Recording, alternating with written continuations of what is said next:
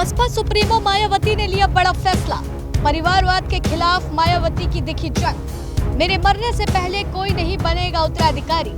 आकाश आनंद को सभी पदों से हटाया गया। बहुजन समाजवादी पार्टी की सुबह से चल रही बैठक समाप्त हो गई है। बैठक से पहले ही सारी अटकलें लग चुकी थी कि यह बैठक काफी अहम होगी, आगे की चुनाव की रणनीति के तहत होगी, कुछ कड़े फैसले लिए जाएंगे। चूंकि बैठक के दौरान आकाश आनंद का ना मौजूद होना सारी अटकलों को हवा दे गया था, और यही हुआ भी। बैठक के दौरान कई अहम फैसले लिए गए, जिसमें बड़ा फैसला यह रहा कि पार्टी ने, या फिर कह लो कि बसपा सुप्रीमो मायावती ने, अपने भतीजे को सभी पदों से एक बार फिर हटा दिया है। लेकिन यह कदम दोबारा उठाया गया है और कई सवाल भी खड़े कर गया है कि आखिर जो बुआ का दुलारा होता था वो क्या अब दुलारा नहीं रहा। आखिर क्यों आकाश आनंद से बुआ ने छीन ली इतनी बड़ी जिम्मेदारी? क्या बुआ अपने भतीजे को योग्य नहीं समझती? क्योंकि जहां एक तरफ आकाश आनंद को हटाकर परिवारवाद के खिलाफ मायावती दिखती हुई नजर आई हैं, एक जंग लड़ती हुई नजर आई हैं, तो ऐसे में उन्होंने 2 नेशनल कोऑर्डिनेटर का भी चयन किया है, जिसमें आकाश आनंद की जगह उनके पिता आनंद कुमार को नेशनल कोऑर्डिनेटर बनाया है, जो खुद पार्टी राष्ट्रीय उपाध्यक्ष पद पर रिक्त हैं, महासचिव हैं। तो दूसरी तरफ राज्यसभा सांसद रामजी गौतम को बीएसपी का नेशनल कोऑर्डिनेटर बनाया गया है। ऐसे में तो तय है कि पार्टी का यह फेरबदल कोई तगड़ी रणनीति है, क्योंकि पार्टी को 2 नए नेशनल कोऑर्डिनेटर मिले हैं।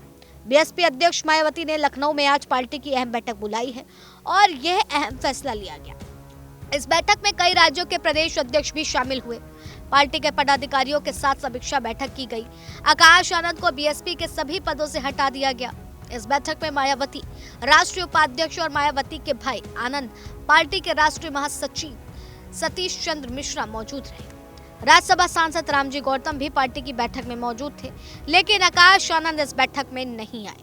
पिछले साल मई में मायावती ने अपने भतीजे आकाश आनंद को बहुजन समाजवादी पार्टी के नेशनल कोऑर्डिनेटर और अपने उत्तराधिकारी से पद से हटा दिया था। बसपा प्रमुख मायावती ने अपने भतीजे आकाश आनंद से सभी जिम्मेदारियां छीन ली थी। दूसरी बार आकाश आनंद को उत्तराधिकारी और नेशनल कोऑर्डिनेटर पद से भी हटा दिया है। उन्होंने कहा, जीते जी किसी को भी अपना उत्तराधिकारी घोषित नहीं करूंगी। बसपा सुप्रीमो ने उन्हें दिसंबर 2023 में अपना उत्तराधिकारी घोषित किया था।